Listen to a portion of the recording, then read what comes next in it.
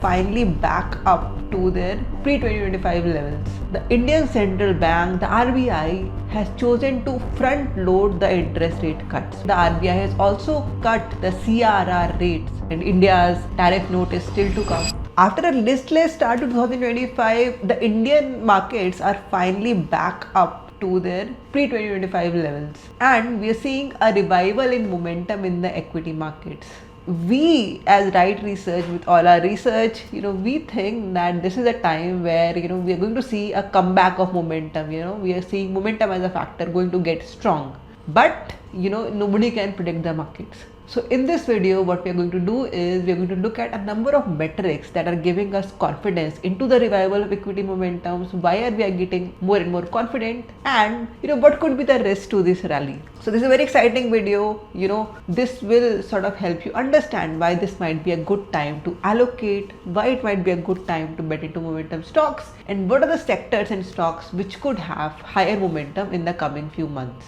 So there are a number of technical indicators that we look to understand the mood of the market, right? So first thing that we look at is just the momentum in the equity indices. You would see that momentum really dipped from January to March, but right now that momentum is actually picking up. So that indicator is giving us that confidence, and this is just on the index level. Second thing we would look at is the stock price strength. So there are a couple of indicators related to the stock price breadth, right, on the broader market, not just the index. So one is the advanced decline ratio that people look at, right? You would say that the advanced decline ratio actually went to the bottom in February and March. We saw big declines in January, and March was the absolute bottom. But you can see that advanced decline ratio in the Indian market is coming back with stronger and stronger strength, right? You can see in the broader market, small and mid cap, there is a greater strength compared to the benchmark index, and that gives us confidence that the momentum in the market is getting stronger and stronger.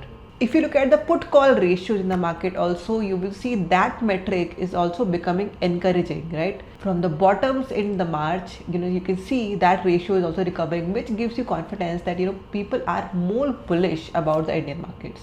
Finally, the VIX index, you would see, was going haywire in March, and with the escalation, the short-term wars that happened, you saw the VIX also go up pretty drastically. Right now, we can see that the VIX is slowly cooling down at a very comfortable level. In terms of safe haven demand, right, like the demand of bonds versus equities, you would see the demand for equities is also picking up, which is a confidence booster metric here. Some other big indicators to look at would be the FPI flow. You would see that the foreign investors right now are finally turning buyers into Indian equities. You can see consistently the buying by foreign investors has been positive. It's not very drastically positive, but you can see consistently the buying is happening, which gives us a positive sign for the Indian equities.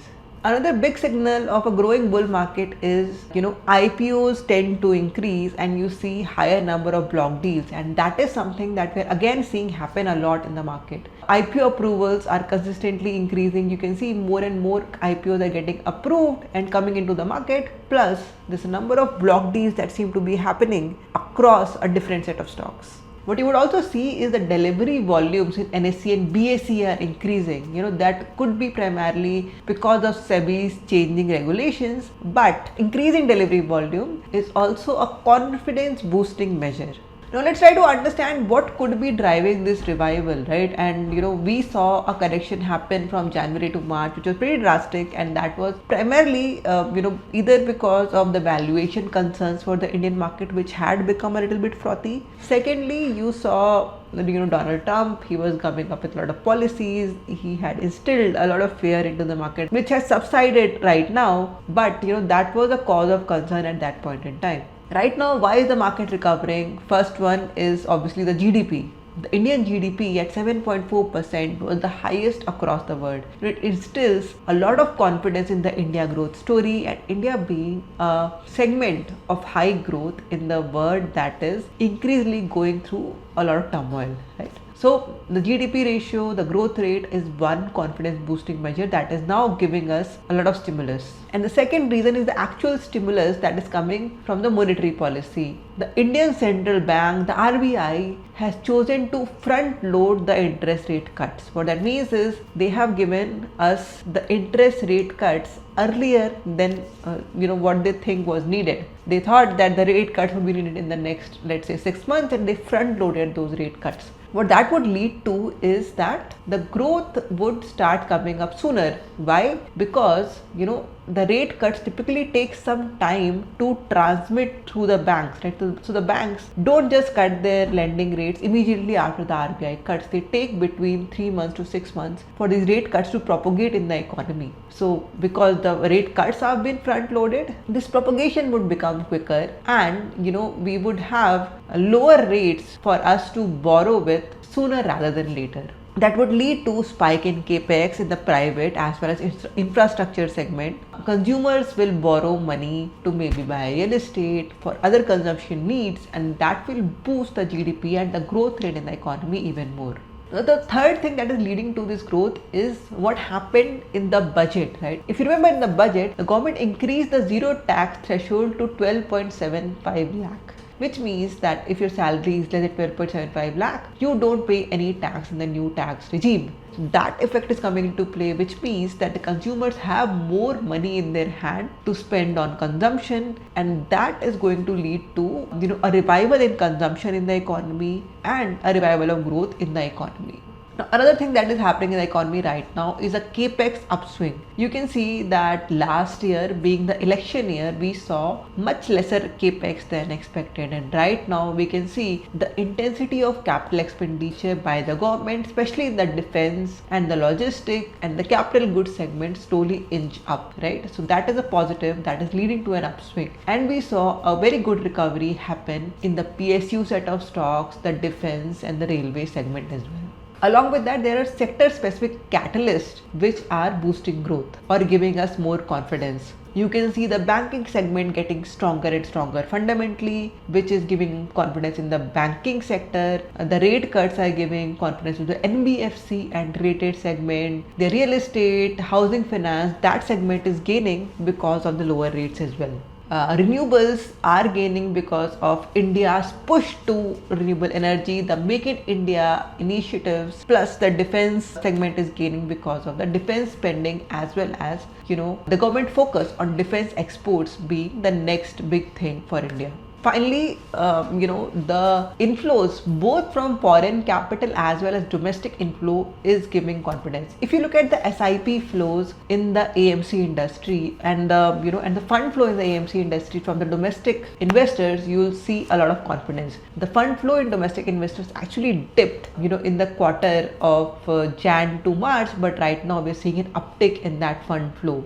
SIP's discontinuation actually peaked in March, but that discontinuation has now subsided and people are investing more through SIPs. You can see the money is actually now coming back from the domestic investors into Indian equities, right? So that signals that there's going to be a revival of momentum in the Indian economy. Secondly, we talked about the foreign investors. The foreign investors are coming back. They are sending back the inflow into Indian equities, and that gives us obviously a lot of confidence about the future prospects of Indian stocks. Now, the first leg of the rally was driven by industrials and infrastructure segment, right? And we can see various related segments like chemicals, cements, a lot of basic materials that are needed in the growth of the industry actually gain a lot. The monsoons came early, which was a big trend, right? I think people are betting on, there's going to be a lot of heat in the economy, but monsoons came early. They derailed a few industries like the AC industry, but actually it helped, the agriculture and the agrochemical industry. So that could lead to a growth in consumption.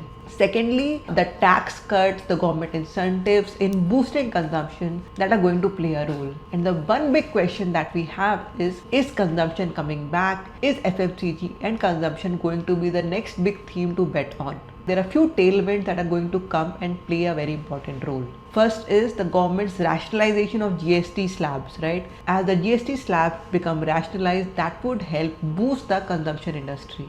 Secondly, obviously the good monsoons. The good monsoons will lead to, better growth of crops, better rural consumption, and that would lead to a boost in the FMCG industry as well as private two-wheelers.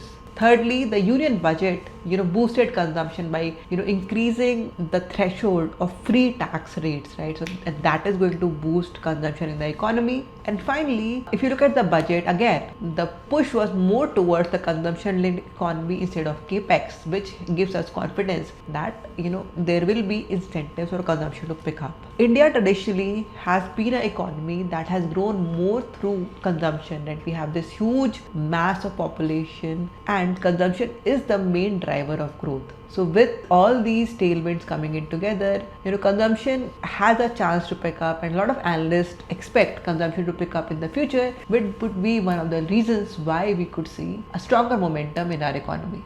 Now, when we talk about momentum, and especially having seen the decline in January, people have a concern about valuations as well, right? So if you look at Nifty's 1 year forward PE, it is a 20.4, which is only 10% premium to the 10 years average. And this is still, not at a very high level. We are still trading at a very decent valuation, which gives us, obviously, we are not at the lowest valuation right now, but we do have valuation comfort on the upcoming growth that we expect. And the big thing is here that, okay, the valuations are driven by prices as well as earnings, right? And earnings is the important thing to look here. Earnings in India have been on a decline. There have been a lot of downgrades in the past few quarters, and earnings have not instilled a lot of confidence in the economy, and that has been there for the last 3 quarters in fact. This quarter, people expect some positive tailwinds happen in the earnings as well. The industrial segment, capital goods segment, even,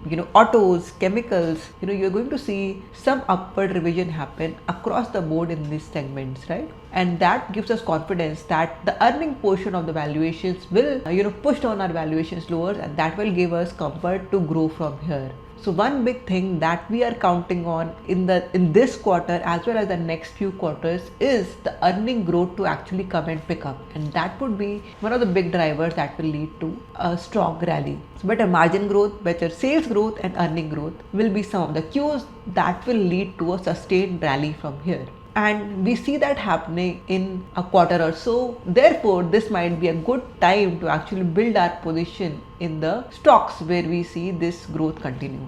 The RBI here again is pushing for growth in 2 different angles. One is the rate cut that we talked about. A 50 basis point front loaded rate cut is been given only to boost growth and propagate lower rates sooner rather than later in the economy. And along with it, the RBI has also cut the CRR rates, right, which has made our banks much more healthier, boosted liquidity, and improved the fundamentals of the banking segment, giving them more leeway to lend more and build their books. So RBI is helping growth in a double-barrel way, which would be a positive for the economy. Even if you look at RBI's forecast, why they are comfortable giving us these comfort is because they forecast lower inflation in the future. Inflation right now is at the bottom for India. Plus, the growth rate projections by RBI are also pretty strong from these levels. But yes, the RBI has not given a free for all from here. They've given us front-loaded rate cuts, but they think that there's a limited scope for further stimulus in the upcoming quarters. But for the upcoming quarters, the RBI has turned neutral. They will not keep on cutting rates every quarter. They will only give us stimulus when they see the data actually reacting to it. So once they see the growth momentum pick up, the inflation remain low, and the economy giving them confidence to cut rate further. So obviously a lot of things are looking positive right now, but there could be things that could derail the momentum as well. What could be the things that could derail the momentum? Number one, Donald Trump, right? With his policies, doing things in the commodity markets, like the recent copper tariff that he really pushed the commodity prices for copper. His tariff actions are going out in the market right now. We saw him send out letters to a number of large economies, and sort of that had an impact. And India's tariff note is still to come. So that could have short-term impact, but I think the uncertainty is going down. People have sort of accounted for a lot of what he's doing, but that could be one thing that could impact. Second is geopolitics. When we saw the escalation in Israel and Iran, that led to higher crude prices, that had an impact. So those things could also play a role in derailing the economy.